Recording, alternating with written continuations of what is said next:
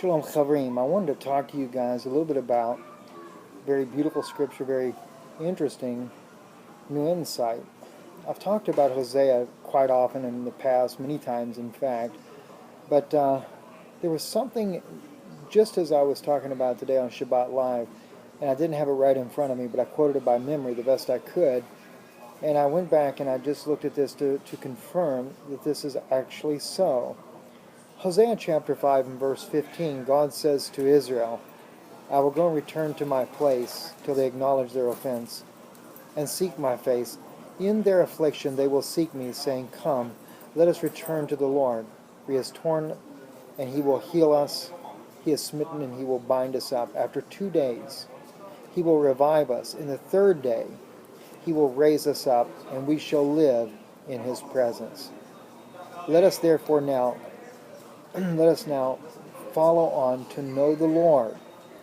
His going forth is sure as the morning, and he shall come to us as the rain, as the latter rain that waters the earth. Now, think about carefully exactly what it says in the scripture here. Back to verse 15. I will go and return to my place till they acknowledge their offense. Now that clearly says that the Lord, this is God himself, Yod-Heh-Vav-Heh, had become present in Israel's life. And Israel had done something that had offended God.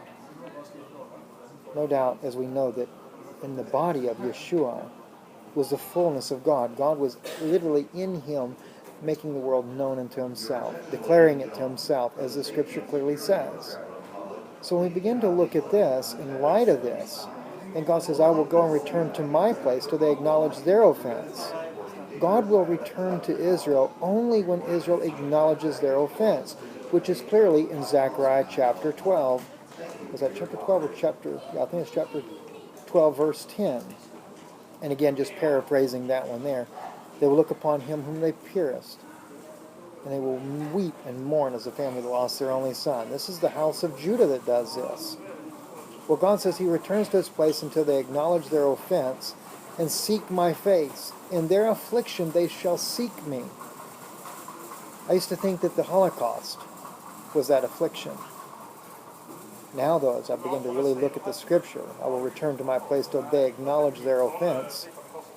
Israel's going to acknowledge the fact that Yeshua indeed was Mashiach. It was God present among them. Remember at when Moses, when he had to strike the rock, God didn't let Aaron go into the promised land. He was a Levite. Why? Because he had sided against Moses in this fight, or in this strife, whether or not God was truly among them or not. And of course, it only was a foreshadowing that this would happen again in the future. The Levites would actually not recognize the very presence of God among them. So God is waiting for them to acknowledge their offense, what they had done wrong, and that is rejecting the Messiah, Mashiach. And he says, in their affliction, which is about what is about to happen to us now in Israel. The world has come against us. The afflictions are upon every side.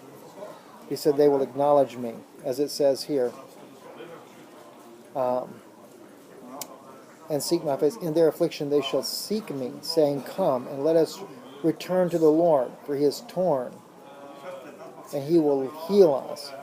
He has smitten, and he will bind us up. After 2 days he will revive us. In the 3rd day he will raise us up, and we shall live in his presence.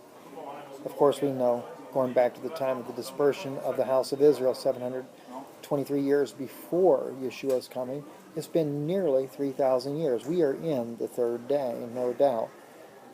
But I just can't get over that affliction part, that they will acknowledge him.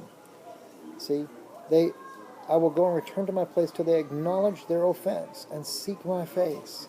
In their affliction they will seek me. That's what's about to happen now. Very interesting, the time we're returning to Israel. I trust this is a blessing for you.